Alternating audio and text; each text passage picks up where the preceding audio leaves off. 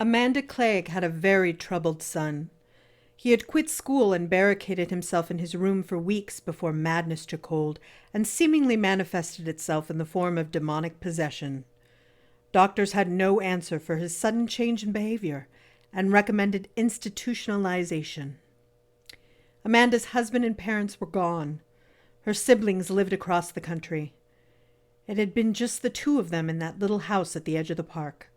She was sure a father figure was what her son needed to set him back on the right path. She was at her wit's end when she begged her parish priest to meet with her son. Young Father Falco was one of the last to graduate a North American seminary school with a specialization in exorcism. He came to the house with his deacons and performed the ritual to no avail. The boy's condition only worsened. The priest continued to meet with the teenager, day by day and week by week, until they ultimately disappeared together late one night. The police and the local Catholic parish were of little help. Her son was 17 and left of his own sound mind and body, according to the police anyway. The Monsignor and his staff wanted to keep the issue quiet and told Mrs. Clegg they'd send out their own investigators to look for the pair. In the weeks following her son's disappearance, she hired a private investigator, Jerry Javits, to locate him. Jerry had updated her periodically for months before he ceased communication. During this time, Amanda was racked with guilt, fear, and depression, and even attempted to find her son herself, venturing into the seedy underbellies of nearby towns and cities. The following is the final letter Amanda received before the private eye himself vanished. January 8th, 1974. Dear Mrs. Clegg, I found your son. He's living not quite 20 minutes from your front door. Over the past 6 months, I've tracked him from Shenango to Oxnard to Itasca and finally to Leicestershire.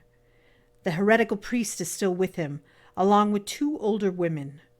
There may be more who've joined the group since. I would like to share as many of the details of his and my wanderings as I've time for. I'm not in the area, actually far from it. I'm sorry I couldn't convey this information to you in person. You'll come to understand why I fear for my safety. I picked up his trail from the bar he frequented in Shenango. The barman heard he was headed north on Route 12, so I followed him from town to town, gas station to gas station, and plenty of folks remembered the priest, and specifically your son's hands. He again bears the stigmata. The sheriff near Oxnard was looking for the pair and questioned me when I came to town. 2 of their farm cemeteries had been vandalized. The second apparently held what they were looking for. I found the small tomb they desecrated. It bore a window which they broke, and the deputy at the scene told me they had taken a young boy's skull. For what purpose, I still have no answer. After the Oxnard sighting, I could find only bits and pieces of information regarding them. At some point, 2 older women, sisters apparently, joined your son and the priest. I'm assuming in Itasca, as they were living through the fall and early winter in an abandoned Methodist church on the river. In that chapel, I found a journal full of Indian script and some black books in English, the contents of which I won't disturb you with. I was able to secure translation of the Indian text at moral and spiritual cost to the translator.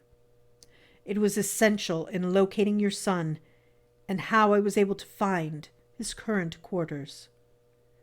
In the forest, northeast of the cemetery in Leicestershire, there's a small shack. I came upon it only by accident, as I was tracking their coming and going from the graveyard. I staked out the small clan for weeks before I witnessed their purpose. The following is as accurate as I can describe and interpret from my own eyewitness account.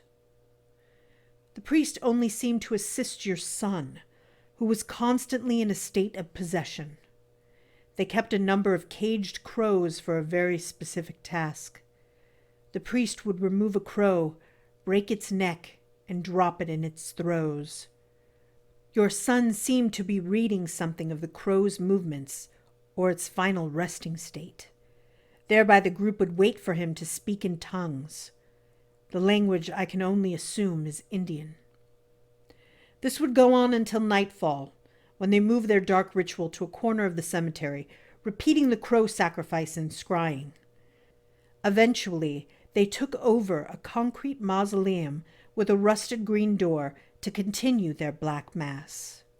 When, during the day, I attempted to enter the structure, the two women, whom I did not see standing watch in the tree line, attacked me with long knives. I was stabbed in my right leg and received stitches to both of my hands at the local clinic.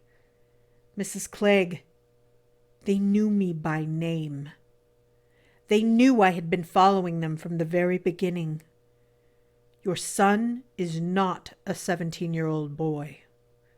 There's something much older about the way he speaks, something Indian in him.